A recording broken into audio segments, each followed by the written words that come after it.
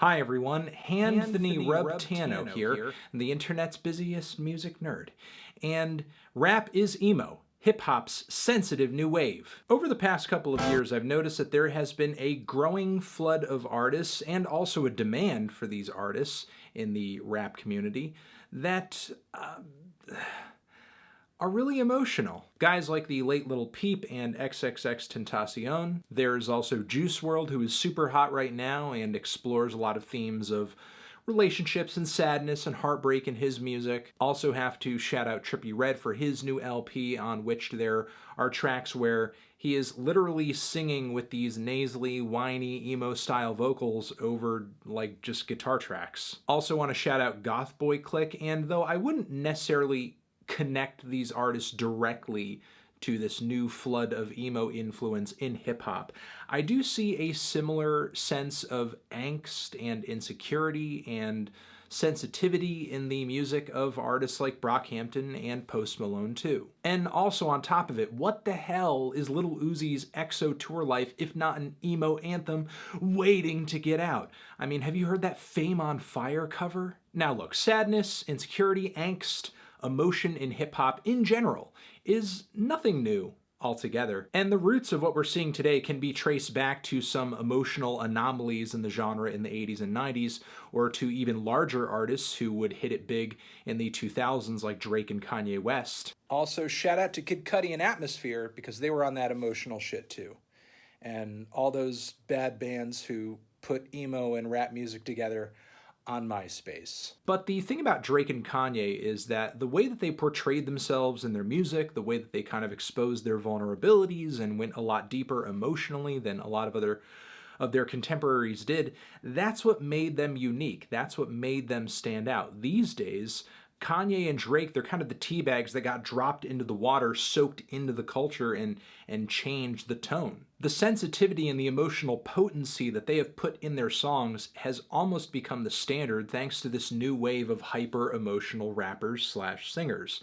Of course, along this evolutionary plane, I don't want to forget to mention other artists who were kind of precursors to this even newer wave, people like Young Lean and the Sad Boy crew, of course Young Thug. And I've already made a video talking about how guys like Lil Yachty are representative of hip-hop's punk phase at the moment, and other artists in the underground too. I would say Danny Brown, Death Grips, basically anybody over the past several years who has participated in this aggressive, hardcore, and sometimes industrial blend of hip-hop music. This voluntary breakdown of the genre's traditional standards, whether it be an instrumental standard, whether it be a lyrical or a flow standard. There have been numerous artists over the years who seem to have drawn a lot of attention to themselves by bringing the lyrical bar lower and lower and lower and lower, whether that be a Soulja Boy, a Lil B, a Waka Flocka Flame, a Chief Keef, a Lil Pump. And I think a part of this total breakdown of all the standards is also recognizing that there are emotional standards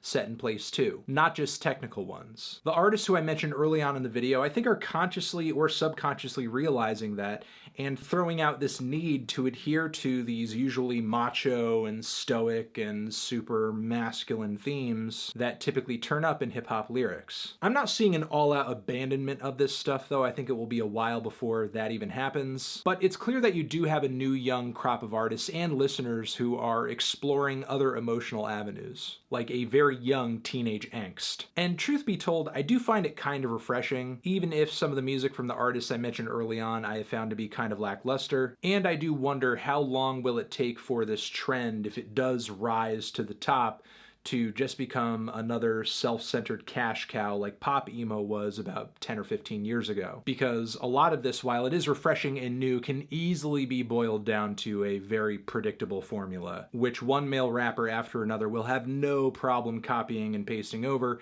even if the whole style is supposed to be based on supposedly authentic emotions. I'm kind of seeing inklings of that already, although whatever great and refreshing albums do come out of this new trend, I wholeheartedly welcome and am looking forward to. And I think that's what I wanted to say. I just kind of wanted to give a nod to this growing sound and style that's obviously been going on for a little bit, but now it seems like it's roots are in the ground a bit deeper, and it's worth kind of putting a pin in, it's worth marking, because it doesn't seem like it's going anywhere anytime soon. It will be interesting to see what the results of this emotional awakening are, I guess. And I'm gonna leave it at that. Leave your thoughts, your counterpoints, and even suggestions for other artists who you think fit into this wave, into this trend, down in the comments below. Thank you guys very much for watching. Transition, have you given these artists and this new wave of emo raps a listen? Did you love it? Did you hate it? What would you rate it? You're the best. You're the best. What should I review next? Hit the like if you like. Please subscribe, and please don't cry. Hit the bell as well. Over here next to my head is another video that you can check out. Hit that up, or the link to subscribe to the channel. Anthony Fantano. Emo forever.